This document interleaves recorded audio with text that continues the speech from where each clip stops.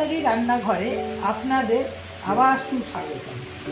আপনারা সবাই ব্যস্ত আজকালকার দিনে, তাই সবাই ব্যস্ত, সবার ডিউটি কী করে করব কাজ, তাই তো ঝড় তাড়াতাড়ি রান্নাঘরে তাড়াতাড়ি রান্না শেখাবো আজ। একদিন বাদেই জানেন পৌষ পার্বণ 15ই জানুয়ারি, সেদিন সবার ঘরেই কিছু না কিছু পিঠে পায়েস করতে হবে। পায়েসটা তো মোটামুটি সবাই জানেন। এই পিঠে আমি আপনাদের আজকে শেখাবো পাটিসাপটা পিঠে কী করে করতে হয়। যেমন ধরুন, ময়দা নিয়েছি 250, সুজি নিয়েছি 150 গ্রাম, কিছুটা চিনি, খোয়া, দুধ। এরপর আমি দুধটাকে ইন্ডাকশানে চিনিটা দিয়ে দিলাম, চিনিটা দিয়ে দুধটা ফুটতে দিলাম। এইদিকে দেখতে পাচ্ছেন আমি সাদা তেল নিয়েছি একটুখানি, আর এর মধ্যে যদি একটু ঘি নিই তাহলে কিন্তু আরও বেশি ভালো হবে খেতে। ঘি নিলাম, ঘি নিয়ে এই একটা বেগুন কেটেছি, বেগুনের মুখটা কেটে আগেকার দিনে আমাদের মারা করতো, সেরকমভাবে এটা ঘুরিয়ে দিলাম।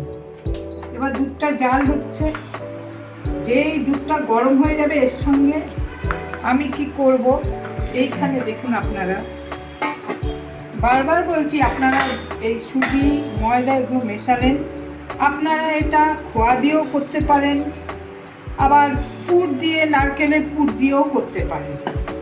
সুজি খোয়া মেশালাম, আর এই দুধটা দিয়ে আমি, এই যে দুধটা বসিয়েছি এই চিনি দিয়ে, এইটা দিয়ে আমি মেখে দিই।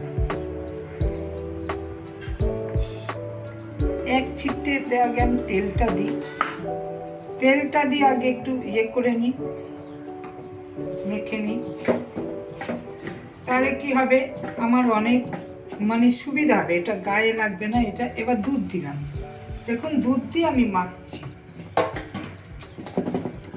যতটা পরিমাণ আপনারা নেবেন খোয়াটা ততটা পরিমাণই নেবেন।